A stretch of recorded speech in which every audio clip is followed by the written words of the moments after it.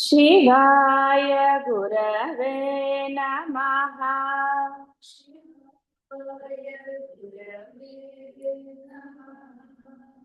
शिवाय गुरवे नमः।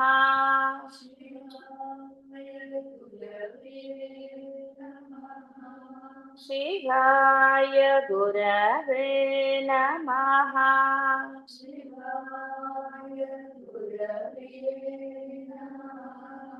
शिवाय गुरवे नमः।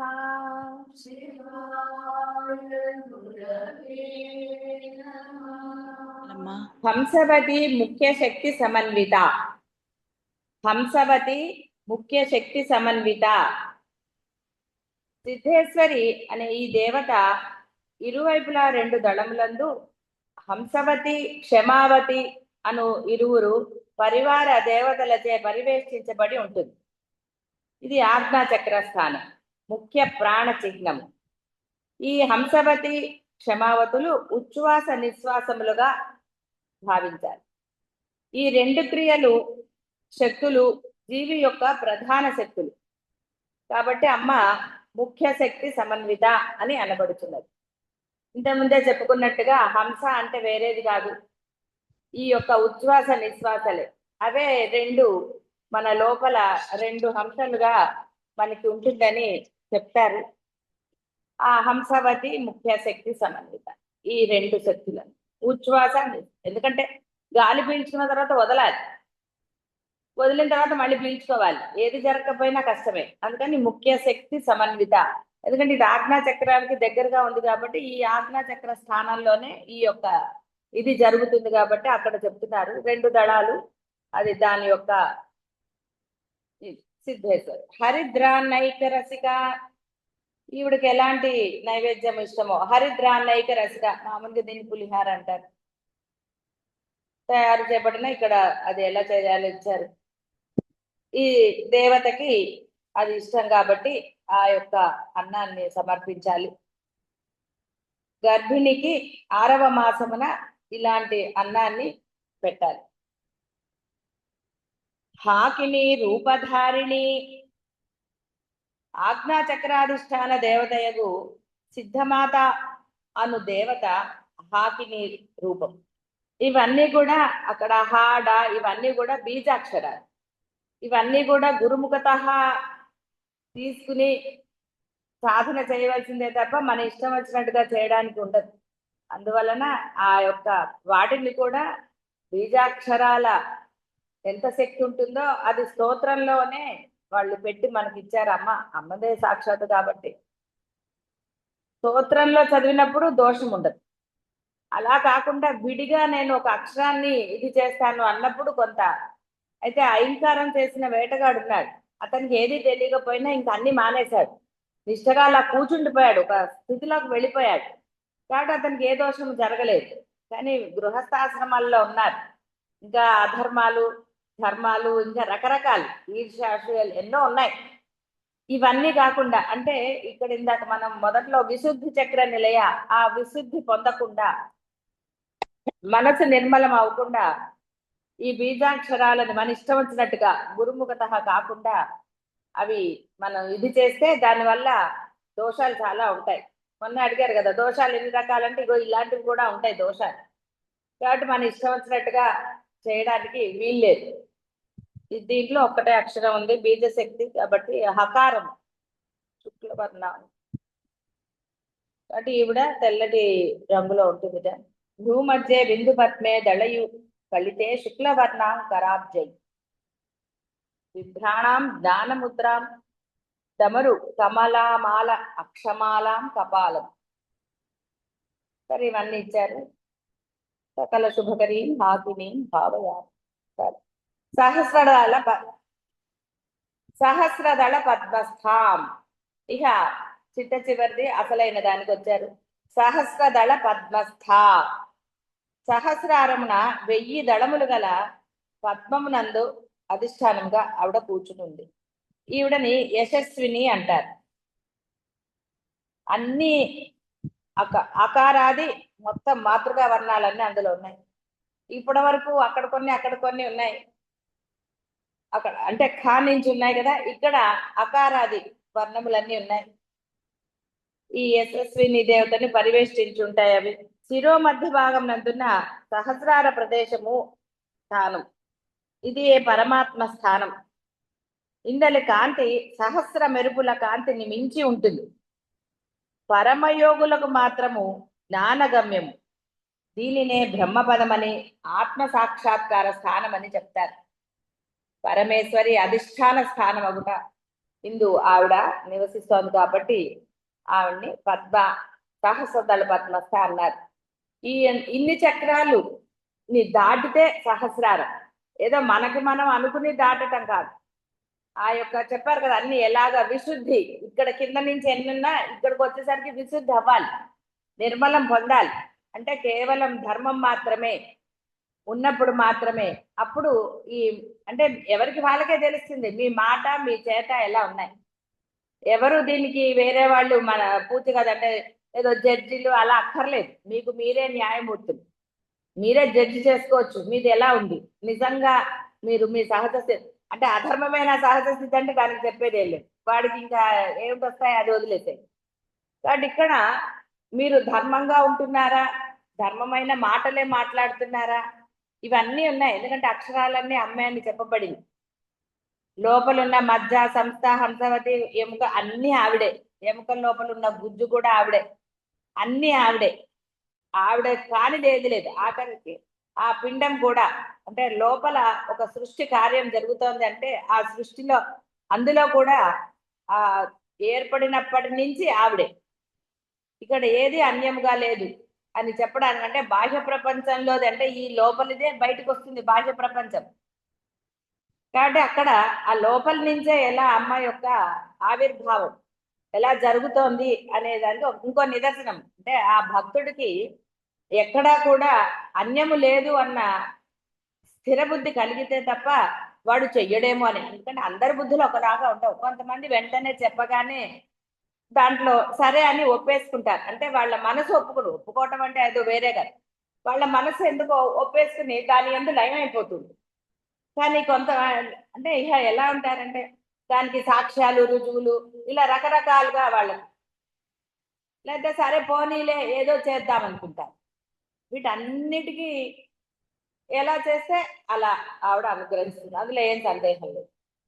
కానీ వాడి బుద్ధి స్థిరం అవ్వడానికి ఇవన్నీ చెప్తారు. కాబట్టి ఎప్పుడైతే ఈ యొక్క విశుద్ధి చక్ర నిలయ అక్కడికి విశుద్ధి పొందితే ఇది ఎక్కడో లేదు, ఎన్ని రోజుల్లో పట్టదు. కేవలం మీ నిర్ణయం, మీ బుద్ధి నిర్ణయం మీద ఉంటుంది. పక్కవాడిని వెనకవాడిని అనవసరమైనవి అవన్నీ కూడా. ఏ బంధమైనా సరే మీరు భయపడితే మీరు అధర్మపరులైతే అమ్మ మిమ్మల్ని ఎందుకు అనుగ్రహిస్తుంది. అందుకని బంధాలకు భయపడ్డామని చెప్పద్దు. భయపడవలసిన అవసరం ఏమీ లేదు ఇక్కడ ధర్మం ఆచరణలు. కాబట్టి ధర్మాన్ని ఆచరించి తీరాలి.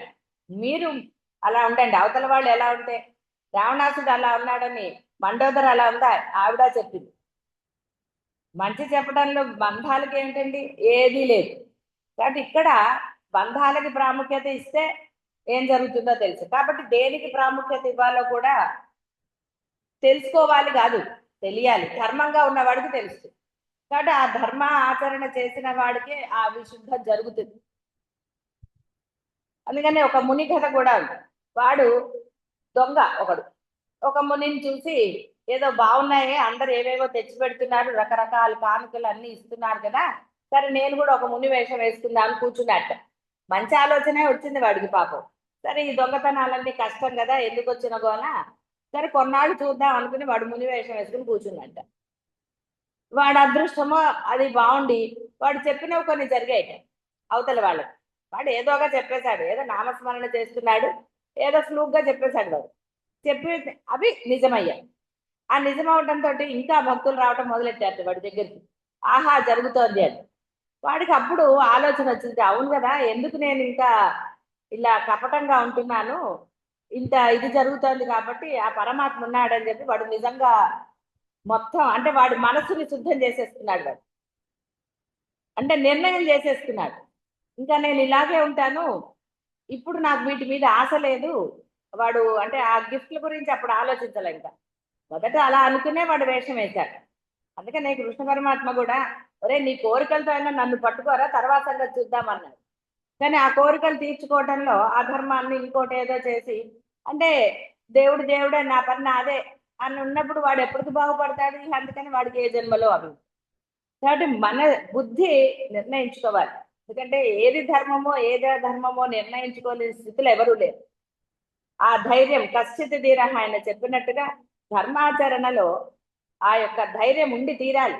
అవతల వాళ్ళు అధర్మం చేస్తుంటే ఆ ఒకవేళ ఆ బంధం పట్ల మీకు కొంత ఇది ఉన్నప్పుడు మీరు ధైర్యంగా ఎదిరించడంలో దోషం ఏమీ లేదు. ఇది తప్పు అని పిల్లలకి మీరు చెప్పకపోతే వాడు తోటకూర కథలాగా వాడు దొంగ అవుతాడు. కాబట్టి అందులో అక్కడ ఉపేక్షా భావం చేశారు అంటే మీరు కూడా అధర్మ పరులే, ఇందులో ఏం సందేహం ఏం లేదు. కాబట్టి ఏమండి అందుకని ఇందుకని అన్నారు అంటే అది సరైన సమాధానం కాదు. చెప్పాను కదా, సమర్థింపులు ఉన్నది ఏది కూడా అనవసరం అది. కాబట్టి ఇక్కడ సహస్రానికి రావాలి అంటే అన్ని అడ్డంకులు దాటితే కదా వస్తారు, ఎక్కడికక్కడ ఆగిపోతే. అందువల్ల ఇక్కడ ఆజ్ఞా చక్రం దగ్గరికి చెప్పారు, ముఖ్య ప్రాణశక్తి సమన్విత. ఎందుకు ఆ శక్తి అంటే మీ శ్వాస కూడా లోపల నిర్మలంగా ఉన్నప్పుడు శ్వాస తక్కువగా వస్తుంది. అదే మీరు ఆవేశంతో ఉన్నారో ఇంకో దాంతో ఉన్నారో ఏ ద్వేషమో పెట్టుకున్నారో అనుకోండి, మీకే తెలుస్తుంది ఆ శ్వాసలో తేడా. మరి శ్వాస సరిగ్గా లేనప్పుడు నిర్మలత్వం ఎలా వస్తుంది అంటే ప్రశాంత చిత్తం, ఆ సహస్రానికి వెళ్ళటం కష్టం. కాబట్టి ఇక్కడ ఆ సహస్రదళ పద్మ అక్కడికి వెళ్ళాము అంటే అర్థం ఇవన్నీ దాటుకుని వెళ్ళాము అని అంటే నిజంగా వెళ్ళాలి. ఆ ప్రయాణము కపటత్వంతో కూడి ఉండరాదు.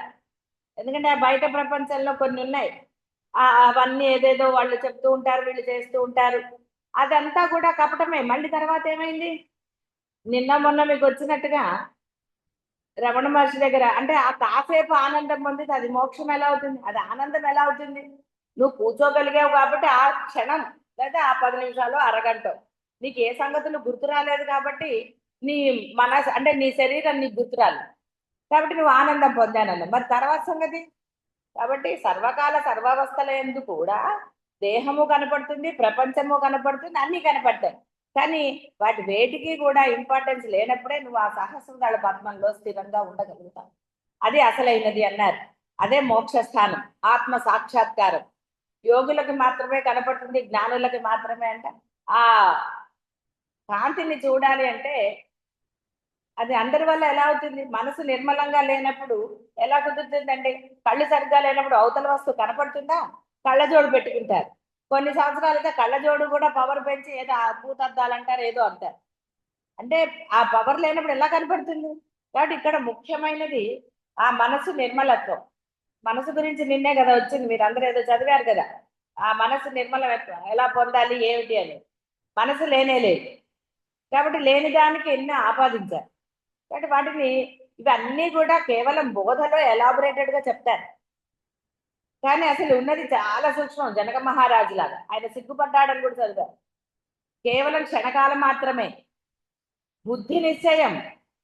ఏమండి బుద్ధి వాళ్ళు ఉంటుందండి, ఇవాళ కాదు ఈ క్షణం బాగానే ఉంటుందండి, మీరు చెప్పినప్పుడు వింటున్నప్పుడు చాలా బాగుంటుంది, తర్వాత ఉండదు అంటే అది అబద్ధమే. ఎందుకంటే నువ్వు ఉంచుకోవటం లేదు. నువ్వు ఉంచుకుంటే ఎన్నిసార్లు అంటే ఎన్ని విషయాలలో మీరు స్థిరంగా లేరు, బాహ్య విషయాల్లో, అది ఇక్కడ అప్లై చేయటం లేదని అర్థం.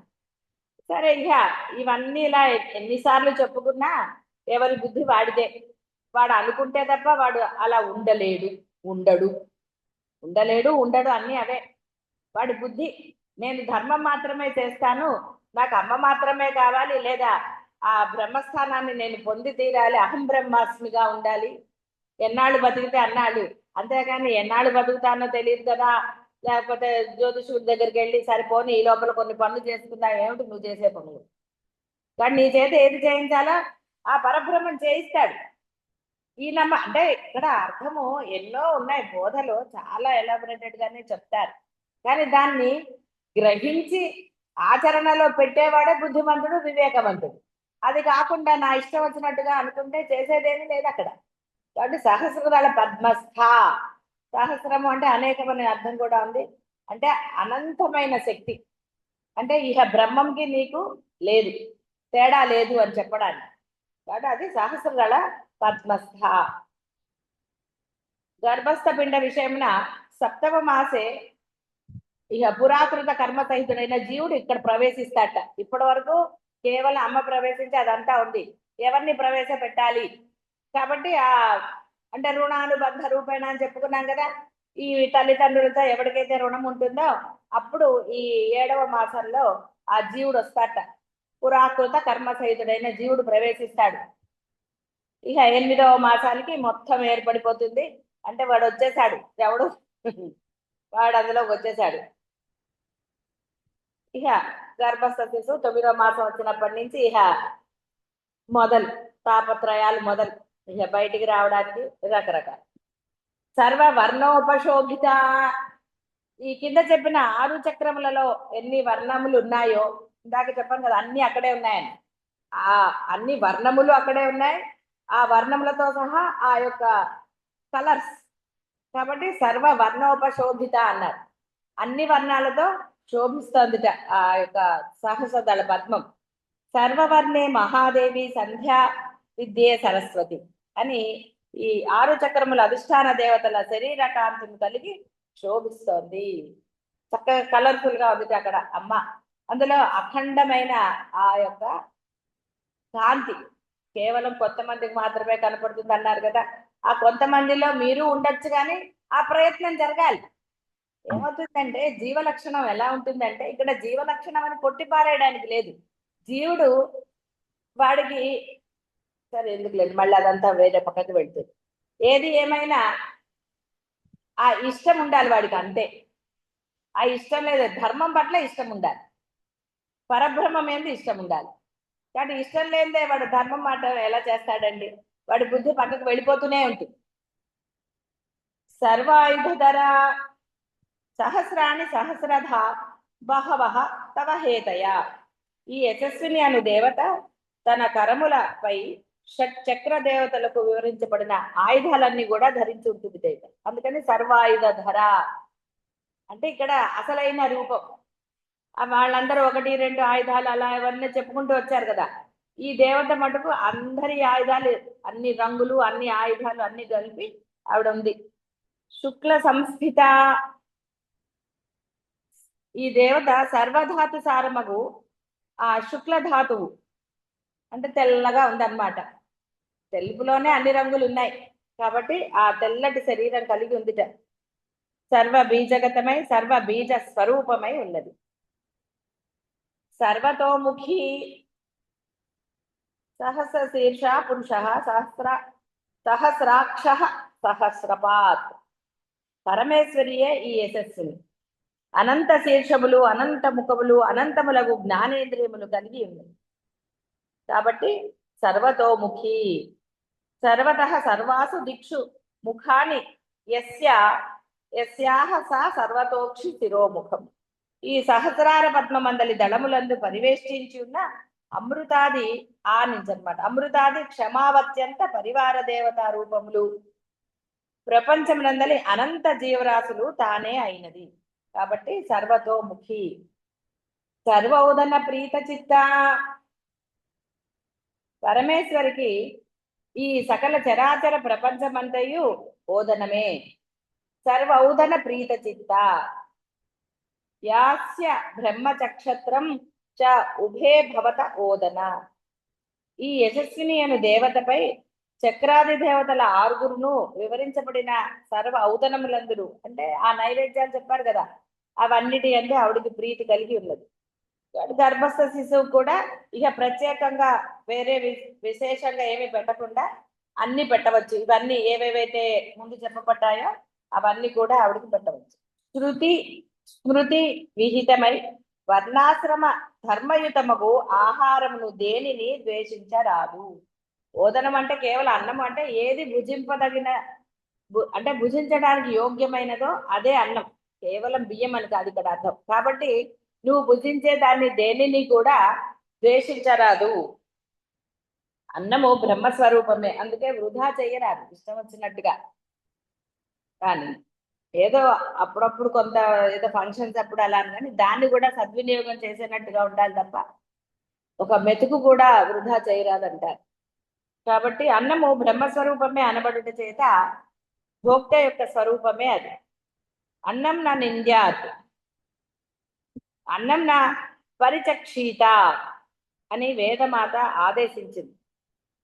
ఓజ్య యోగ్య పదార్థములయందే కొన్నిటి యందు కొన్నిటి యందు ఇష్టము, కొన్నిటి యందు ద్వేషము, గత జన్మలందలి ఆయా ఓషధి వనస్పతుల యందు మనకు ఉంటుందా సరే. ఇక అంటే పూర్వజన్మని బట్టి కొన్నిటి యందు ఇష్టము, కొన్నిటి యందు అయిష్టము ఉంటుందని చెప్తున్నారు. తెలిసిన తర్వాత అన్నింటినీ సమానంగా స్వీకరించవచ్చు, దేనిని ద్వేషించక్కర్లేదు అని. సర్వోదన సమచిత్తమే సర్వోదన ప్రీతి చిత్త అని అనబడు. ఆవిడకి పాపం దేని అందు ఏం ద్వేషం లేదు పాపం, అందుకని మీరు ఏది పెట్టినా మాట్లాడుకున్న నైవేద్యాలు ఆవిడ స్వీకరించట్లే, మీరే స్వీకరిస్తారనుకోండి. అంటే ఆవిడ ఏం అనలేదు, మీరు ఏ నైవేద్యాలు పెట్టినా మీకేమి చెడు చేయలేదుగా, అంటే అన్ని స్వీకరించిందని అర్థం. యాకిన్యంబా స్వరూపిణి, యా దీర్ఘం ఉన్నది, యాకిన్యంబా స్వరూపిణి సహస్రదళ పద్మాధిష్టాత్రియకు ఈ యశస్విని దేవత యాకిని. దీనికి ఒక శ్లోకం ఇచ్చారు, ఒక్కొక్క దాంట్లో ఎవరో ఉన్నారు కదా, కాబట్టి యశస్విని దేవత అన్నారు. ఇక్కడేమో ఆ యొక్క అక్షరాలకు ఒక అధిష్టానం చెప్తారు కాబట్టి యాకిన్యంబా స్వరూపిణి. స్వాహ దేవతలకు హవిస్సును ఇచ్చేదాన్ని మంత్రార్థంగా చెప్తారు. అంటే ఏదో విధంగా ఒక యజ్ఞం చేస్తున్నప్పుడు కేవలం అందులో సమర్పించకుండా స్వాహ అనే మంత్రంతో అందులో వేస్తారు. ముందర ఏ దేవతతో ఆ దేవత యొక్క ఏవో నామాలు వస్తాయి, దాంతో అందులో హవిస్సుని సమర్పిస్తారు. యజ్ఞాలు చూసిన వాళ్ళకి తెలుసు కాబట్టి. అగ్నిమూర్తి ఆ ఈశ్వరుని యొక్క భార్య స్వాహాదేవి, ఈవిడ కూడా అమ్మ యొక్క అంశరూపమే, తేజోస్వరూపిణి. ఈ మంత్రాలన్నీ కూడా గురుముఖైక వేద్యం. ఇవన్నీ కూడా ఆ మంత్రానికి అన్నట్టుగా చెప్పారు. ఆవిర్భావం అవన్నీ కూడా ఇది అంత పెద్ద అంటే ఈ మార్గంలో ఉన్న వారికి ఇవన్నీ దీనివల్ల పెద్ద ఉపయోగం ఏమీ లేదు. బాహ్యమైన యజ్ఞాలు యాగాలు చేయాలి, ఇంకేవో కోరికలు అలాంటివి అయితే ఇవన్నీ తెలుసుకోవచ్చు. కాబట్టి అది ఇక్కడే తెలుసుకోవాల్సిన అవసరం ఏం లేదు. మీలో ఎవరికైనా అలాంటి కోరికలు ఉంటే మంచి వేద పండితుడిని పిలిచి అవన్నీ తెలుసుకుని మీరు చేసుకోవచ్చు. స్వధా స్వధా స్వాహాయే స్వధ. స్వధ అన్నది పితృదేవత ఆదాన వాచం, అంటే పితృదేవతలకు సంబంధించింది అన్నారు. పితృదేవతలకు చేయబడు ఏ దానమైనా ఈ స్వధ అని చెప్తారు. స్వధ కూడా అగ్నిదేవుని యొక్క భార్య, భార్య అంటే శక్తి అని, ఈమె కూడా పరమేశ్వరి యొక్క అంశం. దీనికి ఒక కథలాగా, అంటే పురాణాల్లో కథలు ఉండాలి కాబట్టి ఒక కథగా చెప్తారు, ఎందుకు ఏర్పడింది పితృదేవతలు. కానీ అద్వైత మార్గంలో అసలు ఏ లోకాలు లేవన్నారు కాబట్టి అది స్వధ. ఇవి కూడా ఆ యొక్క యజ్ఞ విశేషములు. అంటే ఆఖరికి ఆ యజ్ఞాల్లో సమర్పించేవి కూడా అమ్మ అన్న ఆ యొక్క భావన ఉండాలి. స్వధ అయితే ఇక్కడ స్వధాకి దీర్ఘం పెట్టాం కాబట్టి అమతిహి అనక్కర్లేదు. ఎందుకంటే అమతి అంటే మళ్ళీ ఇది మారిపోతుంది. అవిద్యా స్వరూపం, మొట్టమొదటి సృష్టి, అవ్యక్తమగు మూల ప్రకృతి రూపము. మతి అని పాఠాంతరముగా బుద్ధి అని చెప్పవచ్చు. బుద్ధి అనున్నది సృజింపబడుటకు పూర్వమే అంటే ఇక్కడ అమతి ఉన్నది, అంటే అజ్ఞానం ఉన్నదొకట చేత మేధ వచ్చింది కాబట్టి దీనిని అమతి అన్నారు. విషయమును వ్యక్తము చేసుకున్నది బుద్ధి ఒకట, అవ్యక్త స్వరూపిణి అమతి అని అనబడుచున్నది అన్నారు. అంటే ఎందుకు అమతి అన్నారు ఇక్కడ చెప్పారు, అజ్ఞాన స్వరూపంగా చెప్పారు. ఎందుకంటే తర్వాత నామం మేధ వచ్చింది కాబట్టి ఇక్కడ తెలివితేటలు చెప్పారు కాబట్టి ఇక్కడ తెలివితేటలు లేకుండా ఉండే స్థితి చెప్పారని అమతి అన్నారట. స్వధామతి అని కలిపి అంటున్నారు కాబట్టి గొడవ లేదు, లేదు విడిగా అంటాను అంటే అమతి అన్నా కూడా నష్టమేం లేదు. కాబట్టి అక్కడ తృతీయం అజ్ఞానం ఏదైతే ఉందో అది అంటే బుద్ధి లేనితనం. కానీ ఇక్కడ మళ్ళీ బుద్ధి లేనితనం అంటే వశిష్ఠుల వారు బుద్ధి లేకుండా ఉంటేనే జ్ఞానం వస్తుంది అన్నారు. ఈ బుద్ధి వల్లే కదా ఇప్పుడున్న గోళలన్నీ. అధర్మం ఎప్పుడు చేస్తున్నారండి? బుద్ధి ఉండటం వల్ల. కాబట్టి సరే ఏది ఏమైనా మనం దానిని ఇంకా వేరేగా భావించక్కర్లేదు, ఎవరికి అనుగుణంగా పనిచేస్తాం. మేధ బుద్ధి స్వరూపమే మేధ. సకలము అవహితము చేసుకొనగల మానసికత. యాదేవి సర్వభూతేషు బుద్ధి రూపేణ సంస్థిత. పరమేశ్వరియే బుద్ధి రూపమున ఉన్నది, ఆవిడే మేధ. బ్రహ్మ అహం అస్మి ఇది స్మృతి ఏవ మేధ. అనాది కాల జన్మ జన్మాంతరముల నుండి ఎడతెరిపి లేక జన్మ మరణములను పొందుచుండియు తాను నూతనుడు గాను అనాది సిద్ధుడను పరబ్రహ్మ స్వరూపుడను అను స్మరణ కలుగుటయే మేధ అనబడుతుంది. కాబట్టి అహం బ్రహ్మాస్మి అన్న ఆ స్ఫురణ కలగటమే మేధ అన్నట్టు. తెలియదండి, వివేకవంతుడు అన్నారు కదండి, ముందే చెప్పారు. దానికి ఒక పేరు పెట్టారు మేధ అంటే వాడే తెలియగలవాడు. అంతే తప్ప నేను జీవుడిని లేదా ఇంకోటి ఇంకోటి అనుకుంటే జీవుడుగానే. కానీ ఒకటే మాట, అధర్మం. అధర్మం చేసే వాళ్ళందరూ ఇక్కడ బుద్ధి లేని వాళ్ళ అని అంటే మరి ఏ బుద్ధి ఉన్నట్టు? అందుకని అది ఎవరికి వాళ్ళకి వదిలిపెట్టమే. ఏది బుద్ధి, ఏది బుద్ధి లేని తనం ఒక్కొక్కళ్ళది ఒకటి. ఇప్పుడు ధర్మం ఏది అధర్మం ఏది అంటే వాడు తాను చేసింది ధర్మమే అంటాడు. ఎందుకు వాదించడం? అనవసరమైన విషయాల్లో అంటే ఈ ధర్మ అధర్మాలు వాదించకూడదు. వాదిస్తే అనవసరంగా ఉన్న ధర్మం కూడా పోతుంది. అందుకని అధర్మ పరులతో ఎప్పుడు వాదించకండి, వాళ్ళని వదిలేయండి అంతే. చెప్పటం చెప్పి తీరాలి. అధర్మం చెయ్యరాదు అని చెప్పటంలో దోషం లేదు. ఆవిడ కూడా మండోదరి చెప్పింది, వాడు వినలేదు కాబట్టి నాశనం అయ్యాడు, అంతే అక్కడ జరిగేది. జీవి యందు ఈ భావన రూపమున ఉంటున్నది కావున ఈ భావములు కలిగించినది కాబట్టి మేధ. మేధాసి దేవి విదితాఖిల శాస్త్ర సార. విదిత అఖిల శాస్త్ర సారాన్ని వేధిస్తుంది. సప్తశతి వచన ప్రకారము జీవి యందు గల ధారణ శక్తి, ధీశక్తి ఈ మేధాదేవి. కాబట్టి ధారణ శక్తి, ధీశక్తి అనేవి పాజిటివ్ వే, అంతే తప్ప మళ్ళీ నెగిటివ్ వేలో కాదండి. నెగిటివ్ వేలో కూడా వాడిగా ఆవిడే ఉంది కాదనటానికి, కానీ అవి కూడా ఆవిడ అనడానికి వీల్లేదు. ఆవిడేం అధర్మపరులు కాదు. నీ యొక్క పూర్వజన్మ అంటావా, ఈ జన్మ అంటావా? పూర్వజన్మది ఎందుకంటే అసలు ఈ జన్మలో ఏమైంది నీ బుద్ధి నీకు తెలియదా? ఇది తప్పని తప్పని తెలిసి చేస్తే దాన్ని మళ్ళీ పూర్వజన్మకో ఇంకో దానికి ఎలా ముడి పెడతావు? కానీ అనుభవించాల్సి వస్తుంది కదా, అది గుర్తుపెట్టుకోవాలి. శృతి రుచో యజ్ సామాన్ అంటే ఇవన్నీ కూడా ఇక్కడ మూడే ఇచ్చారు. తథైక అధర్వణ, అది కూడా 4 వేదాలు ఆవిడే. గురు శిష్య పారంపర్యమున శ్రోత్ర ద్వారమున గ్రహింపబడినది. అంటే కేవలం చెవుల ద్వారా మాత్రమే గ్రహించాలి. ఇంతకుముందు ప్రింటింగ్ లేవు, ఇప్పుడు ప్రింటింగ్ వచ్చింది. ఇంతకుముందు గురు పరంపరగా ఆ గురువుకి ఎవరు నేర్పించారంటే అది సాక్షాత్ అమ్మే. మళ్ళీ మనం మహర్షులనే తీసుకోవాలి.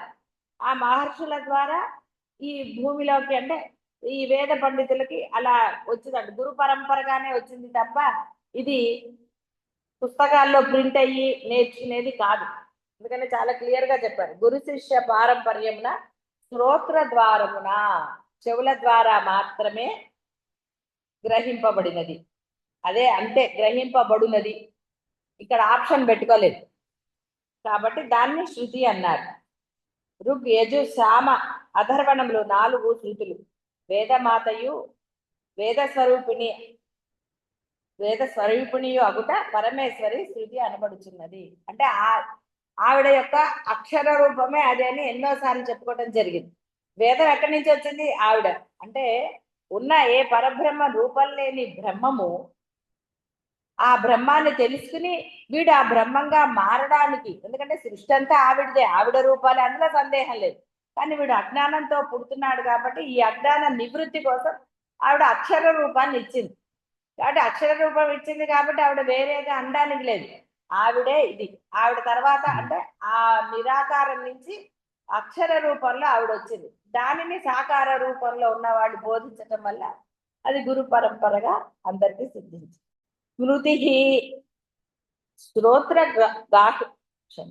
శ్రోత్ర గ్రాహ్యములైన శృతులు శృతి పదమునందు ఉంచుకున్న తరువాత తమ తర్వాత రానున్న మానవ జాతి మందమతిత్వమును భావించి వారలకు గ్రాహ్యమగునట్లుగా సర్వ శృతిసారము కను మను పరాశర యాజ్ఞవల్క్యాది మహాపురుషులచే సమకూర్చబడిన స్మృతులను శృతిజన్యములే అగుట పరమేశ్వరి స్మృతి రూపిణి.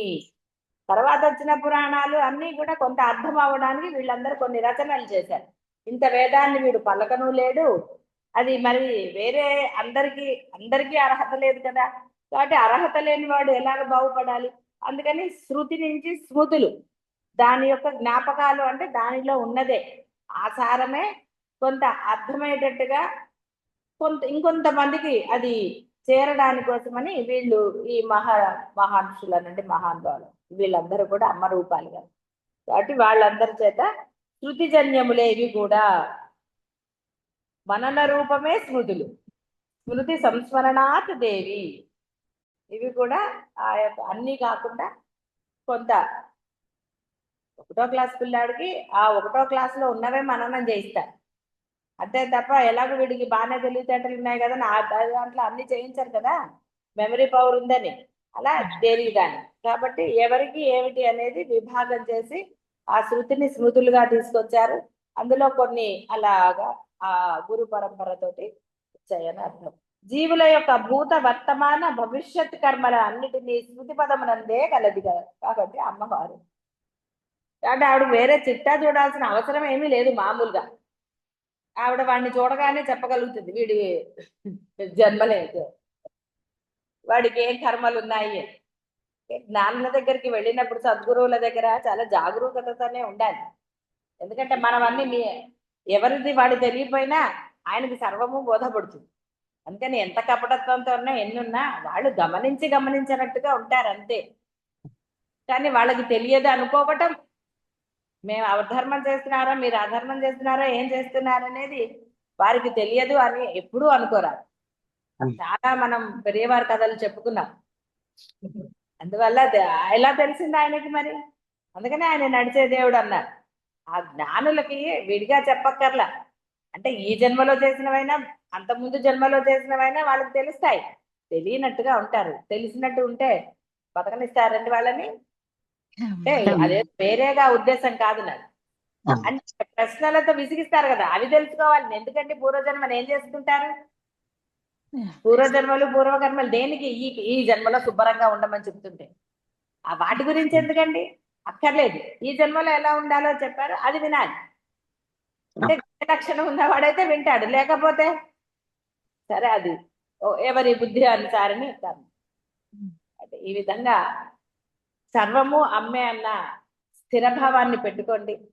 సర్వము అమ్మే అన్నప్పుడు అధర్మాన్ని చేయడానికి భయపడాలి, ధర్మయుతులుగానే ఉండాలి, ధర్మాన్ని ప్రోత్సహించాలి, ధర్మానికి సపోర్ట్ ఇవ్వాలి తప్ప ఏ బంధమైనా సరే అధర్మానికి ఇవ్వరాదు. ఒకవేళ ఏమండి నా వల్ల కావటం లేదంటే ఆ పరబ్రహ్మంనే శరణు వేడండి, అంతే తప్ప అంటే ఆ అధర్మానికి ప్రోత్సాహం ఇస్తే సరే.